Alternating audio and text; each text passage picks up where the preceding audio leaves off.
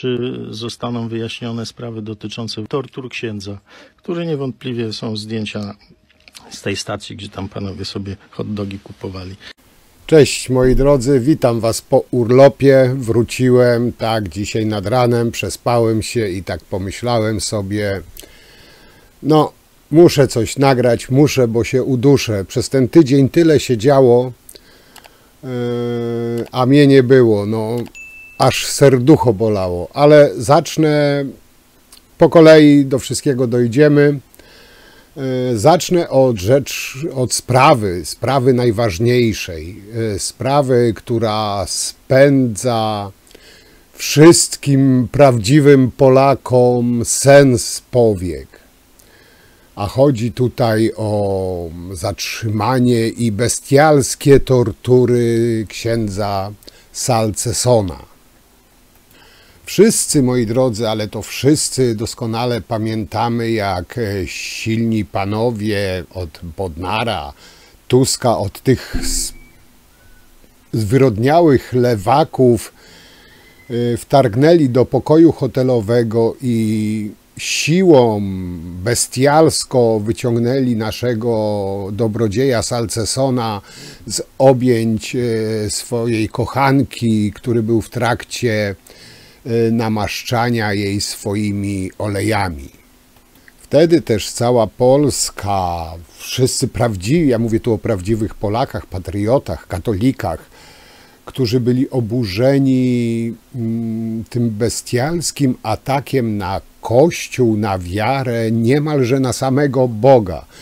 Bo jakże to skromnego, duchownego zamknąć, skuć w kajdany, wyrwać z objęć kochanki i zawieźć do zimnej celi. Jest to nie do pomyślenia, to jest barbarzyństwo, to jest Białoruś, to są kraje trzeciego świata, a nie cywilizowany kraj, moi drodzy.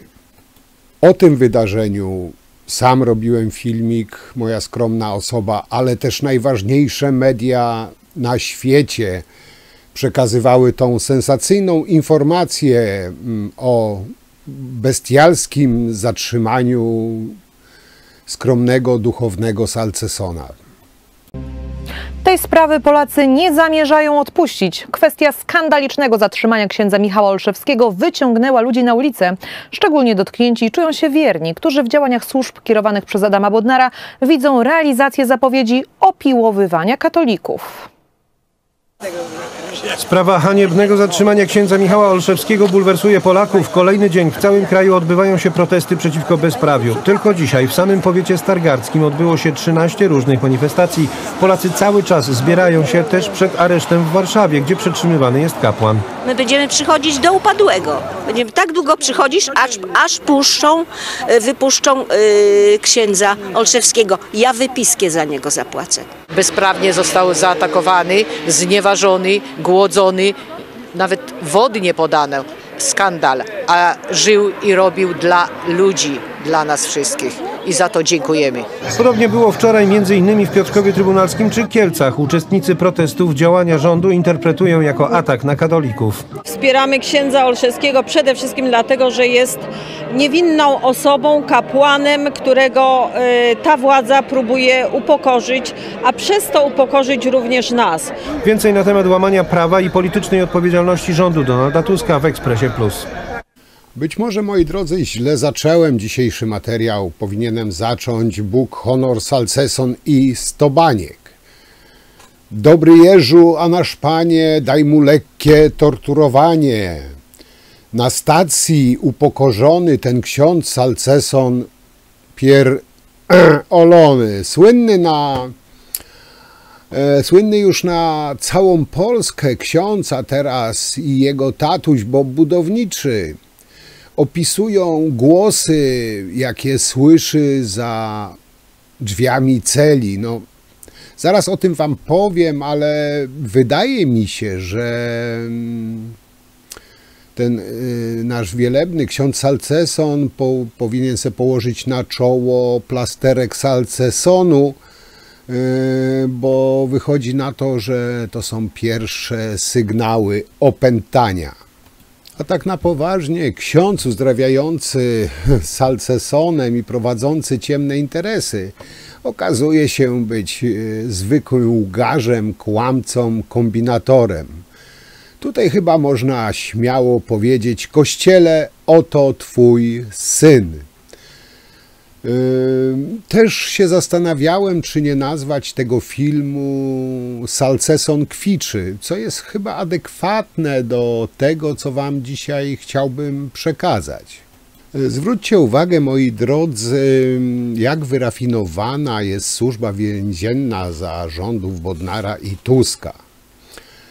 Stosują, nie dość, że mają więźniów politycznych, to stosują jakże wyrafinowane tortury. Pamiętacie tego męczennika,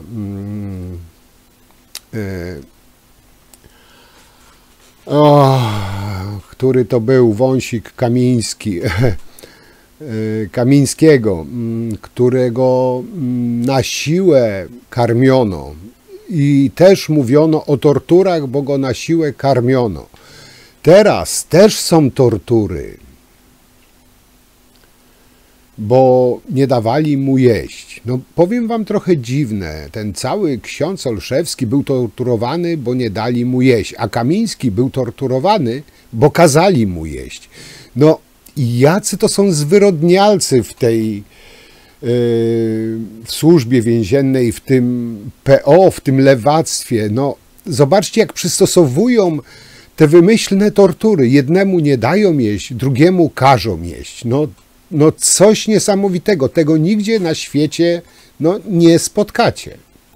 I powiem wam, że się nie dziwię, że ludzie, młodzież polska, młodzież katolicka tak tłumnie protestuje przeciwko traktowaniu wielebnego ojca Salcesona, przeciwko traktowaniu go jak kryminalisty, no bo jakże tak, to jest duchowny, to jest osoba nietykalna. Spotykałem się już na mediach społecznościowych z twierdzeniami, porównującymi, wyobraźcie sobie, wielebnego ojca Salcesona z Maksymilianem Kolbe, z Popiełuszką. No, odklejenie tych ludzi od rzeczywistości jest przerażające, a bardziej przerażające jest to, co pisowcy zrobili z umysłami tych biednych ludzi.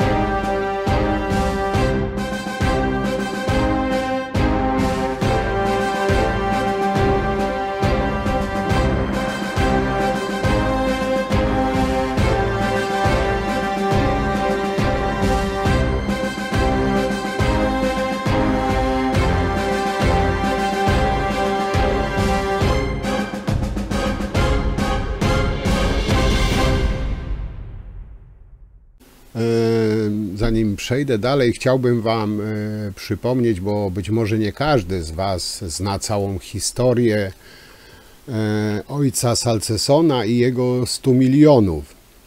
A historia jest ta naprawdę bardzo ciekawa. bo pisowskie media, no jak to pisowskie media, przekazują półprawdę lub gówno prawdę. Ksiądz Salceson już w 2017 roku wiedział, że dostanie na swoje media duże pieniądze. Jak wiecie, pisowcy pieniędzy za darmo nie rozdają. Muszą mieć w tym swój interes, tym bardziej tak wielkie pieniądze. Ta cała kościelna fundacja Profeto, którą prowadził ksiądz Michał Olszewski, były egzorcysta, specjalista od Salcesonu, otrzymała z Funduszu Sprawiedliwości, czyli z pieniędzy na pomoc ofiarom przestępstw, niemal 98 900 000 złotych. Za pieniądze pozyskane z przychylności Ministerstwa Sprawiedliwości fundacja miała wybudować w Warszawie Centrum Pomocy Ofiar dla Przestępstw. I tego się pisowcy też trzymają, tej narracji, że budował coś dla ofiar przestępstw. No ale wszystko ma swoje drugie dno. Jej założyciel, czyli ojciec Salceson, wcześniej zapowiadał, że stworzy imperium medialne skierowane dla młodych.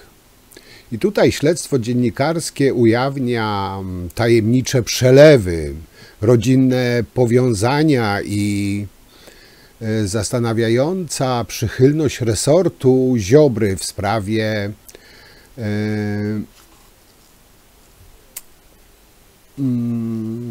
że tak powiem, jakby to wam nazwać, może tak, w świetle reflektorów skarbówki znalazła się seria podejrzanych transakcji między Fundacją Profeto a firmą TISO, generalnym wykonawcą ich projektu budowlanego.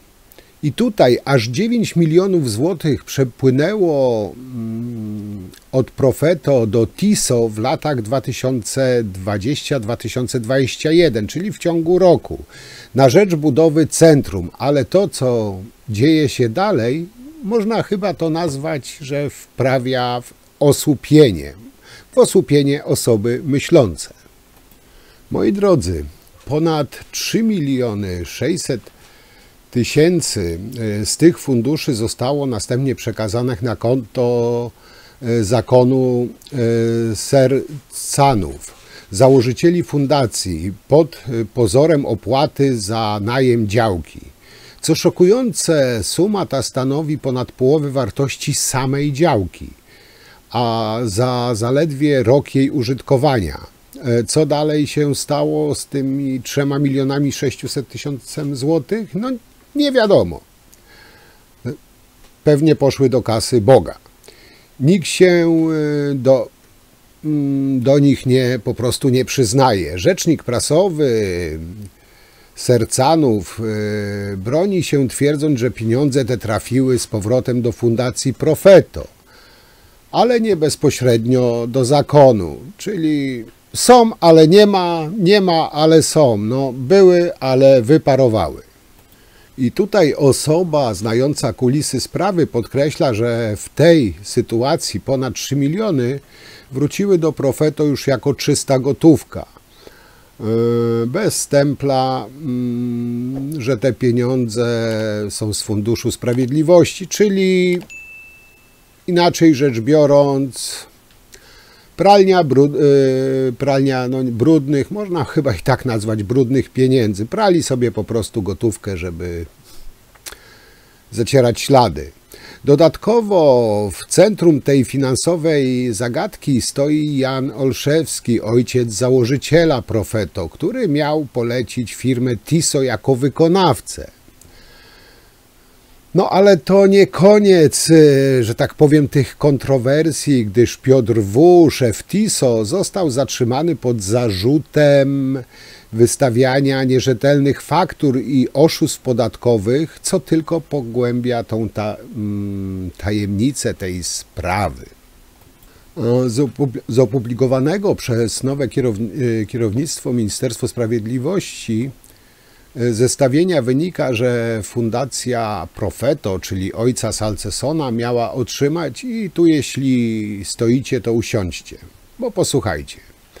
W 2020 roku 3 miliony złotych, w 2021 roku 10 milionów 900 tysięcy, w 2022 roku już 20 milionów 900 tysięcy, w 2023 roku 31 milionów 200 tysięcy, w 2024 roku, czyli już przy końcówce nierządów PiS, 28 milionów 400 tysięcy. Planowane były jeszcze 4 miliony 400 w 2025, jednak konkurs, który był podstawą wypłat do tej dotacji, był przewidziany tylko do 2024 roku. Do końca 2023 roku Profeto dostała zatem 66 milionów z planowanej kwoty na stworzenie specjalistycznego centrum dla ofiar przestępstw zlokalizowanego na warszawskim Wilanowie. I tutaj ciekawostka, bo miejscy urzędnicy wielokrotnie próbowali stanąć na drodze budowy tego gmachu, ale za każdym razem interweniował wojewoda Morawiecki, Konstanty Radziwiłł z nadania PiS, a jakżeby inaczej, uchylając decyzje urzędników. Nasz wielebny ksiądz Salceson, który zyskał rozgłos dzięki swoim nietypowymi metodami walki z demonami wegetarianizmu, o tym wam już wspominałem, wykorzystującym Salceson, a także opowieści o otrzymywaniu SMS-ów od szatana, wyraził ambicje rozbudowy mediów na wzór imperium ojca Tadeusza Rydzyka. Inaczej rzecz biorąc, pisowcy wspierali ojca Salcesona w budowie tych mediów, z pieniędzy oczywiście na pomoc ofiar przestępstw, żeby uniezależnić się od Rydzyka. Chcieli wspierać ojca Salcesona, żeby mieć swoje media i żeby nie być uzależnionym od ojca Tadeusza Inwestora. W rozmowie z Wyborczą ksiądz Olszewski podkreślił chęć dotarcia z przesłaniami Ewangelii do młodych pokoleń. Zgodnie z informacjami podanymi przez TVN24 planowana infrastruktura ośrodka miała zawierać m.in. salę widowiskową, kaplicę oraz 5 studiów nagraniowych wraz z 3 reżyserkami produkcji, co świadczy o rzeczywistych zamiarach związanych z centrum medialnym, a nie pomocą ofiar przestępstw. To miała być po prostu zwykła przykrywka. No ale trzeba trochę pokopać, pogrzebać, żeby cokolwiek wyłuskać z tego wszystkiego, a nie słuchać tępych przekazów z takich stacji jak TV Republika. Zresztą wrzucę wam kawałek tej stacji, bo no, ona bije na głowę TV PiS, która była, uwierzcie mi. Zresztą nie muszę was chyba o tym przekonywać. Sławomir Mrożek opisywał, że po klęsce wrześniowej zwyczajni Polacy wiedzieli jedno. Wiedzieli, że Polska będzie, ale inna niż ta przed wojną. Pod rządami Tuska Polska coraz częściej przypomina PRL. Ta uśmiechnięta Polska Tuska jeszcze nie morduje księży, ale potrafi ich poniżać i torturować. Po zamordowaniu księdza Popiełuszki, księdza Sylwestra Zycha, Suchowolca, Niedzielaka, Kotlarza, Kowalczyka, Palimonki i wielu, wielu innych, komunistyczni oprawcy pozostali bezkarni. Jakie konsekwencje poniosą Tusk z Bodnarem po tym, jak ich polityczni funkcjonariusze potraktowali księdza Michała Olszewskiego? W kolejnych miastach przeprowadzane są manifestacje z poparciem dla uwięzionego księdza. Maciej Struk. Po 13 grudnia w Polsce miała zostać przywrócona praworządność. Jednak od tego czasu władza zdążyła siłowo przejąć media publiczne, uzurpować prokuraturę, włamać się do KRS i brutalnie potraktować księdza podejrzanego o rzekome popełnienie nieprawidłowości finansowych. Oczywiście jest to praworządność taka, jaką rozumie, jak ją rozumie pan Tusk. Ale wielu Polaków rozumie ją inaczej. Dlatego kolejny dzień tłumy protestujących wyszły na ulicę, by okazać wsparcie księdzu Michałowi Olszewskiemu. W niedzielę w samym powiecie stargardzkim odbędzie się 13 różnych manifestacji. Polacy gromadzą się też przed aresztem w Warszawie, gdzie przetrzymywany jest kapłan. Ja jestem taką opozycjonistką długoletnią, wieloletnią. Ja sobie wyobrażałam, że już nie będzie potrzeby chodzenia. Byłam taka nawet często dumna z tego swojego kraju, jak były oddawane te wielkie inwestycje piękne, które były oddawane i w ogóle wszystko, gospodarka się rozwijała. I nagle przyszedł ktoś, kto niszczy wszystko, a przede wszystkim no już nie można pozwolić na to, żeby torturować ludzi. Bo to, co spotkało księdza Michała Olszewskiego w pierwszych dniach po zatrzymaniu, trudno opisać inaczej niż tortury. Przez pierwsze 60 godzin kapłan nie dostał nic do jedzenia, został publicznie upokorzony, odmawiano mu prawa do snu i dostępu do toalety. Od marca przetrzymywany jest w areszcie wśród najbardziej niebezpiecznych osadzonych. Wciąż nie usłyszał zarzutów. Mimo to część prawników sympatyzujących z rządem nie widzi tu żadnego problemu. Słyszałem o rzekomych torturach, ale to jest z publikacji, nie ma żadnych widocznych dowodów. Bardzo widoczne są za to dowody na oburzające zachowanie prokuratury oraz policji w Krajowej Radzie Sądownictwa. Bodnarowcy wtargnęli do KRS i włamali się do pancernych szaf pełnych akt dotyczących spraw dyscyplinarnych sędziów. Nawet profesor Ryszard Piotrowski, zdecydowanie nie pałający sympatią do Prawa i Sprawiedliwości, przyznał, że działanie to było sprzeczne z konstytucją. Wszystko to razem wzięte świadczy o bardzo niedobrym zjawisku. Mianowicie o anarchizacji ustroju państwowego. Jednak tak bardzo zaangażowane na przestrzeni ostatnich lat w polskie sprawy międzynarodowe instytucje tym razem milczą. Dzisiaj w Brukseli nikt nie dyskutuje o łamaniu praworządności w Polsce. Przed chwilą Komisja Europejska wygasiła artykuł 7 w sprawie rzekomo łamanej praworządności. Więc teraz jest w sposób brutalny praworządność w Polsce łamana, gwałcona, wchodzi się w sposób bandycki do konstytucyjnych organów państwa. Zamyka się do aresztu z oznaczeniem ciężki przestępca księdza za jakieś uchybienie administracyjne. Pozbawia się go dostępu do wody, do jedzenia. To są tortury. A skoro tak, to rodzi się pytanie, kto odpowiada za degrengoladę systemu prawnego i jakie konsekwencje mogą spotkać winnych. Odpowiedzialność polityczną z pewnością za to wszystko ponosi Donald Tusk w głównej mierze. Ale odpowiedzialność, która być może będzie również odpowiedzialnością karną, przede wszystkim będą objęci ministrowie, którzy zasiadają w rządzie Donalda Tuska. Ten sam jako premier stara się robić wszystko w białych rękawiczkach, do tej czarnej, mokrej roboty, wysyłając swoich ministrów, których tak naprawdę w ten sposób umacza i zmusza w przyszłości do tego, aby byli mu całkowicie posłuszni, całkowicie wierni. Prezes Prawa i Sprawiedliwości od kilku miesięcy mówi o próbie siłowej zmiany ustroju w Polsce. Wskazują na to siłowe przejęcia mediów, prokuratury, wsadzanie do więzienia posłów opozycji, uchylanie immunitetów politycznym przeciwnikom czy siłowe najście na konstytucyjne organy państwa. To jest oczywiste działanie, które odpowiada, jak to się mówi, dyspozycji artykułu 127 Kodeksu Karnego o zmianie ustroju siłą. I premier Donald Tusk, zdaniem pana premiera, kwalifikuje się właśnie... No, w oczywisty sposób się, w moim przekonaniu, się kwalifikuje właśnie, a to jest bardzo ciężki artykuł, od 10 lat do dożywocia. Jedynie opór obywateli może powstrzymać rząd Donalda Tuska przed dalszym łamaniem prawa. W najbliższy wtorek, 9 lipca o 17:30 pod Sejmem odbędzie się protest w obronie praworządności w Polsce. I tutaj jeszcze z poważnego tematu i przypomnienia chciałbym wam coś tutaj zacytować. Kiedy pojawiły się już pieniądze z funduszu, Jan przyszedł do mnie i powiedział, że ksiądz Michał musi zapłacić odpowiednim osobom od funduszu, co przy tym chodzą.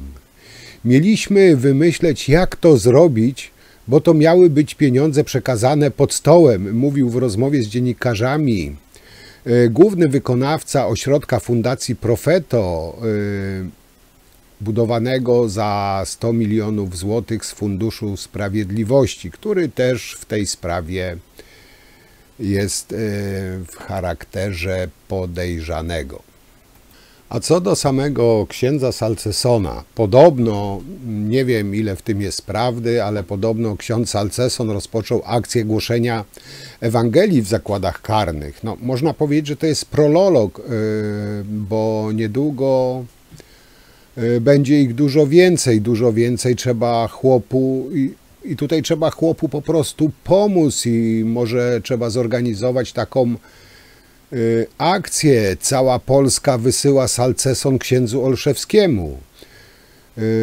Ksiądz jak nie ma Salcesonu, to czuje się, że jest po prostu poddawany torturom, więc moi drodzy, Salceson, Salceson, jeszcze raz Salceson. Uwolnić księdza, zamknąć Bogdana! Uwolnić księdza, zamknąć Bogdana! Uwolnić księdza, zamknąć Bogdana! Uwolnić księdza, zamknąć Bogdana! Uwolnić księdza, zamknąć Bogdana! Uwolnić księdza, zamknąć Bogdana! Tu jeszcze, moi drodzy, chciałbym wam wrzucić zdjęcie. Zobaczcie, jak się uśmiechają ci zwyrodnialcy, a ksiądz Michał cierpi. Bo jak można żreć hot doga na Orlenie i księdzu nie kupić? No nie wiem, czy wiecie, ale jest nowy program z tej suwerennej Polski. To bronimy każdego szubrawca w sutannie do ostatniego plasterka Salcesonu. I nie wiem, czy wiecie, ale ksiądz Salceson dostał właśnie kolejne, doszły 2 zarzuty prania brudnych pieniędzy. Biedny ksiądz Salceson podobno zrzucił, uwaga, 15 kilo na tych strasznych torturach w 3 dni. No, chciałoby się rzec, no, słuszną linię ma nasza władza. Nie wiem jak jest, ale powiem wam, że trochę współczuję naszemu wielebnemu księdzu Olszewskiemu od świętego Salcesonu. No ma w tym areszcie, jakby nie patrzeć, ciężko, bo ilekroć stołówka serwuje, nie wiem, Salceson, on z rozpędu zaczyna odprawiać egzorcyzmy. No to może po prostu człowieka wykończyć. No i tak już prawie na koniec jeszcze chciałbym powiedzieć właśnie o tych rzekomych, nieludzkich torturach ojca Salcesona, no bo nasz wielebny Salceson twierdzi, że jest torturowany w areszcie, że go tam traktują jak niebezpiecznego przestępcę i tak dalej, i tak dalej. No, najważniejsza telewizja na świecie oczywiście to potwierdza i bez wątpienia, moi drodzy, jest to najprawdziwsza prawda, bo skoro telewizja Republika tak mówi, to tak na pewno jest. A i zaraz wam udowodnię dlaczego. Dramatyczny list księdza Michała Olszewskiego, w którym opisał to, co dzieje się za murami podczas jego pobytu w areszcie. Budzenie światłem, wielogodzinne przetrzymywanie w kajdankach to tylko część opisu z tego szokującego listu. Ksiądz Michał Olszewski kieruje Fundacją Profeto. Fundacja ze środków Funduszu Sprawiedliwości buduje ośrodek Archipelag dla osób, które były ofiarami przestępstw i doświadczyły przemocy, a więc zgodnie z celami, jakie realizowane powinny być z funduszu. Mimo to prokuratura postawiła kapłanowi zarzuty w sprawie rzekomej afery dotyczącej Funduszu Sprawiedliwości. Posłuchajmy fragmentu listu. Zawieziono mnie na dołek od 6 rano. Przez cały dzień, nawet przy czynnościach fizjologicznych, byłem skuty. Ani na chwilę nie zdjęto mi kajdanek. Usłyszałem, że o tej porze nie ma ani kolacji, ani wody. Ubłagałem pół butelki wody z kranu przyniesionej w butelce, która stała w celi. Rano, kiedy prosiłem, by zaprowadzono mnie do WC, usłyszałem: lej do niej. Gdy wróciłem do celi, posprzątałem ją po poprzednim lokatorze i padłem jak nieżywy. Po krótkiej chwili nagle zapaliło się światło. Okazało się, że jestem pod specjalnym nadzorem, stąd kamera, kajdanki, nawet przy przejściu na spacerniak, odizolowanie od innych. Budzenie światłem przez całą noc, co godzinę. Tak było przez pierwsze 2 tygodnie. No oczywiście podłapały to przygłupy z Solidarnej Rosji, zresztą nie tylko, pisowcy też. No nakręcają ludzi, piorą im mózgi i o dziwo wielu właśnie tych fanatyków PiS czy Solidarnej Rosji to wszystko łyka. Jak słucham wypowiedzi na przykład Kalety, który, przepraszam za wyrażenie, ale pierdoli takie farmazony, że naprawdę nie wiem, czy on jest imbecylem, czy on ma ludzi za imbecyli. No, takie rzeczy pieprzyć przed kamerami publicznie, to naprawdę trzeba albo mieć samemu coś z garem, albo mieć po prostu swoich wyborców za kompletnych idiotów. Zresztą posłuchajcie. Niestety, ciężko to mówić wprost, ale takie są fakty wynikające z tych publikacji. W Polsce służby polskiego państwa stosują wobec zatrzymywanych tortury. Zastosowano je wobec księdza Michała Olszewskiego w sprawie, w której nowa władza usilnie próbuje stworzyć wielką aferę i żeby ta aferalność była w jakikolwiek sposób wykazana, po prostu torturuje zatrzymanego księdza. Relacje są szokujące i powodują, że nie możemy tej sprawy pozostawić bez reakcji. Dlatego też informuję Państwa, że składamy zawiadomienie do Komitetu Przeciwko Torturom ONZ, która jest to instytucja powołana, by badać przypadki torturowania osób w państwach, stronach konwencji. Polska jest stroną, Polska jest zobowiązana do tego, zobowiązała się, że nie będzie stosować tortur, ale niestety w tym przypadku ma to miejsce. No dobra, ale trochę faktów, bo kłamać też trzeba umieć. Jak mówi stare przysłowie, internet nie zapomina. I tutaj chciałbym przypomnieć wszystkim tym fanatykom ojca Salcesona, czy fanatykom ogólnie rzecz biorąc pisowców, czy Solidarnej Polski. Fakt, są oni znani ze słabej lub wybiórczej pamięci. Szef fundacji Profeto, ojciec Salceson, został zatrzymany w związku z aferą Funduszu Sprawiedliwości. Twierdzi, że był niewłaściwie traktowany po zatrzymaniu. Zaraz wam udowodnię, że tak nie było. Jego list opisujący warunki po aresztowaniu wywołał, nazwijmy to, kontrowersję. O tym liście też za chwilę jeszcze powiem, bo też jest ciekawe zagadnienie. Z kolei Służba Więzienna i Ministerstwo Sprawiedliwości zaprzeczyły tym zarzutom, podkreślając, że Olszewski nie zgłaszał żadnych skarg. I tutaj zaraz się odezwą z pewnością głosy, że nie ufa się ministerstwu, rządowi, bo to PO, bo to kłamcy, bo to zdrajcy. Okej, jestem w stanie to zrozumieć. Więc może posłuchajcie mecenasa, adwokata księdza Salcesona, który mówił tak po zatrzymaniu ojca Salcesona. Był bardzo dobrze traktowany, jak twierdził, przez ABW i przez tych funkcjonariuszy, także rzeczywiście prosił, żebym też im podziękował, więc za pośrednictwem Radia Wnet też dziękuję tym funkcjonariuszom, bo z opinii mojego mandanta wykonywali swoją pracę starannie i nie nadużywali swojej władzy wobec niego, którą dostali od prokuratury. Także trzeba to też podkreślić i myślę, że ksiądz Michał chciałbym, żeby to podkreślił także i w Radiu Wnet. Okej, moi drodzy wyborcy PiS czy fanatycy ojca Salcesona. Czas włączyć myślenie. Wybaczcie, że się tak nie kolokwialnie wypowiem. Przemówię językiem zrozumiałym nawet, powiem wprost, nawet dla debili. Posłuchajcie. Torturowali go, tak? No, będziecie twierdzić, że tak. Nie dostawał wody i jedzenia, tak? Z pewnością odpowiecie tak. Nie pozwolili mu iść nawet do kibla, tak? Odpowiecie mu, że tak. Ale kartkę z logiem Republiki i ołówek mu dali, żeby kurwa mógł to wszystko opisać 3 miesiące po areszcie. No, powiem wam tak, weźcie, rozpędźcie się i pierdolnijcie baranka o ścianę. Kurwa mać, no przepraszam, że przeklinam, ale tak, nie dali mu wody, nie dali mu dostępu do toalety, ale dali mu papier, ołówek, aby to wszystko opisał na firmowym papierze Republiki.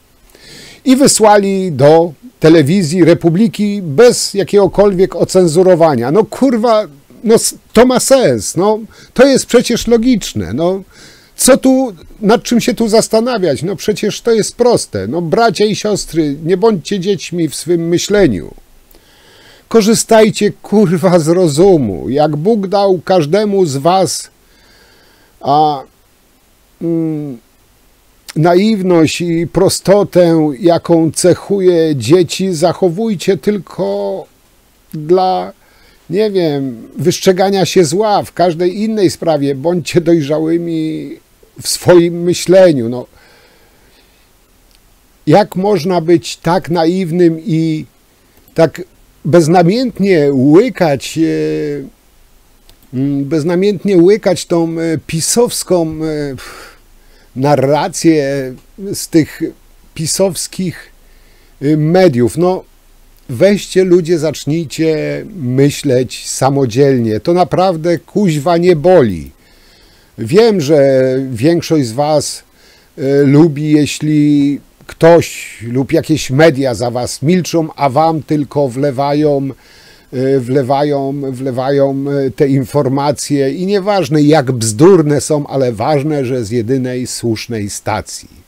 Ale zacznijcie analizować, zacznijcie szukać, zacznijcie porównywać.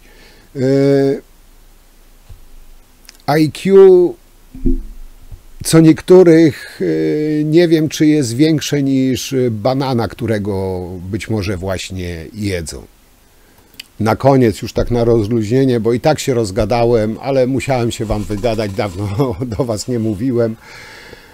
Mam nadzieję, że się nie zanudziliście na tym materiale. I tak już na koniec. Chciałbym wam przekazać taką historyjkę, w której są elementy prawdy i elementy wymyślone. Osoby, które używają mózgu, będą wiedziały, które są wymyślone, które są fikcyjne. Tu nie będę podpowiadał. Dobra, posłuchajcie. Był sobie ksiądz Michał Olszewski, który zasłynął nietypowym sposobem wypędzania demonów. Kiedyś ktoś zgłosił się do niego z problemem, ksiądz Michał nie sięgnął po tradycyjne metody, zamiast tego z uśmiechem na twarzy mówił: zjedz sobie salceson, wypędzimy ci demona. Po czym wyciągnął z kieszeni pachnący kawałek salcesonu i wręczył go zdezorientowanej osobie. Niezależnie od tego, czy ktoś wierzył w skuteczność tej metody, salceson zawsze znikał w mgnieniu oka, a problemy jakoś magicznie się rozwiązywały. Jednakże ksiądz Michał miał także drugie oblicze. Dzięki swoim znajomościom i sprytowi udało mu się okraść Polskę za pomocą Prawa i Sprawiedliwości. Oczywiście nie trwało to długo i ksiądz Michał w końcu trafił za kratki. W więzieniu zaczął narzekać, że jest tam torturowany, że schudł 15 kilo, a wszystko to przez fatalne warunki. Wysłał list do mediów, w którym dokładnie opisał swoje rzekome cierpienia. Jednakże list dotarł do ludzi. Szybko zauważono, że został napisany na kartce z logiem TV Republika, co wzbudziło podejrzenia. Okazało się, że list nie został napisany przez samego księdza, lecz przez jego znajomych i rodzinę, którzy chcieli wywołać współczucie i doprowadzić do jego uwolnienia. W międzyczasie w więzieniu ksiądz Michał zorganizował warsztaty kulinarne, gdzie uczył współwięźniów, jak robić domowy salceson. Zamiast narzekań z celi zaczęły dochodzić radosne śmiechy i zapach świeżo przygotowywanej wędliny. No i choć biedaczysko schudł 15 kilo, to nie z powodu tortur, lecz dlatego, że dzielił się swoim salcesonem z innymi, wierząc, że w ten sposób wypędzi demony nawet za krat. W końcu dzięki niezliczonym dowcipom i humorowi ksiądz Michał stał się najbardziej lubionym więźniem, a jego historia o salcesonie i demonach stała się legendą, którą opowiadano przy każdej możliwej okazji. No tak wam powiedziałem, trochę prawdy, trochę nie. Wyciągnijcie wnioski, co jest prawdziwe, a co nie. Moi drodzy, rozgadałem się, przepraszam, musiałem się wygadać, tydzień z wami, że tak powiem, nie byłem. Na dzisiaj kończę, no piszcie oczywiście w komentarzach, co o tym sądzicie, jak to widzicie, jakie macie opinie. Ja wam już dziękuję, a w Sucharze Dnia dzisiaj jak działał, na jakiej zasadzie dzielenie pieniędzy z Funduszu Sprawiedliwości, kto dostawał, a kto nie. Wypowiedź jednej z działaczki właśnie organizacji, która pomagała faktycznie osobom, których tych pieniędzy potrzebowała. To, co powiedziała, no, daje generalnie rzecz biorąc do myślenia i nie powinien to być suchar, ale powinno to się puszczać każdemu pisiorowi, chociaż i tak wątpię, żeby to w jakikolwiek sposób zrozumieli. Ja wam już, moi drodzy, bardzo dziękuję. Oczywiście zbieżność osób tutaj na memach, na zdjęciach była całkowicie przypadkowa i nie zamierzona. Także cóż, na dzisiaj to wszystko. Jutro zaczynam ostro pracować, starczy leniuchowania. Baterie mam naładowane. Oczywiście jest tematów więcej, jak mówiłem, w tygodniu się tego nazbierało. Postaram się jakoś to wszystko ogarnąć w międzyczasie. Tak czy inaczej wracam do gry, że tak powiem. Dzięki wielkie i do zobaczenia przy następnym materiale. Trzymajcie się, cześć.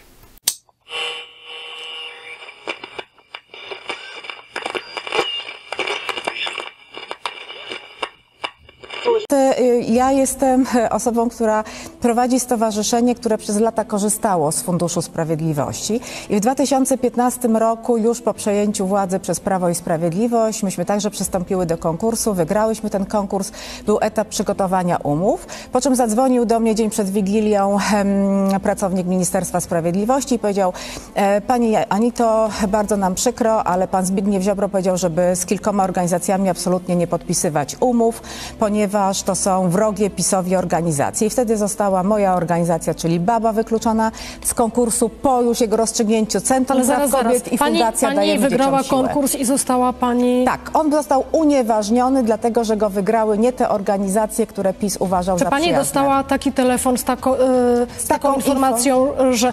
Czy to był taki telefon, przepraszam, przyjacielski, czy on to mówił oficjalnie? Jak to był telefon przyjacielski, żebyśmy powoli poinformowały przed świętami jeszcze wszystkie ofiary przemocy domowej, seksualnej, którym pomagałyśmy, że nie będziemy świadczyć tej pomocy po nowym roku. Czy pani to zgłosiła do prokuratury? Tak, w naszej sprawie prokuratura nawet nam zrobiła najazd, zabrała komputery, dokumenty wszystkich pokrzywdzonych. Przez 2 lata toczyło się śledztwo, które nic nie wykazało, myśmy miały status świadka w nim. Natomiast w naszej sprawie interweniował ówczesny Rzecznik Praw Obywatelskich, pan profesor Adam Bodnar, i dostał informację, pismo, ja to do dzisiaj to pismo od pana wiceministra Jakiego przechowuję, bo ono jest naprawdę kuriozalne, i pan Jaki napisał, że unieważnili ten konkurs, bo rzeczywiście wygrały go organizacje, które świadczyły zbyt małą pomoc w stosunku do tych, które wygrały kolejny konkurs. Nie było absolutnie żadnych zarzutów co do tego jakości sprawowanej przez nas przez kilka lat pomocy ofiarom przestępstw. Nie było żadnych zarzutów natury finansowej, nie zdefraudowałyśmy ani złotówki. Natomiast świadczyłyśmy mniejszy zakres pomocy niż ci, którzy wygrali po nas. Ten mniejszy zakres pomocy, myśmy świadczyły pomoc rocznie 1800 800 osobom. Ci, którzy wygrali po nas, świadczyli 300. Myśmy miały 13 punktów poradniczych, oni 3. Natomiast pan Jaki to napisał po prostu, że myśmy świadczyły za małą pomoc i dlatego musiał być ten konkurs ogłoszony jeszcze raz. To jest historia, którą ja nie znam tej historii. Nie wiem, czy media ją opisywały. Opisywały, to było bardzo dużo na całym świecie. Ja się z tym akurat różne wczoraj, jak przetrzasałam źródła, to różne fundacje odnajdywałam.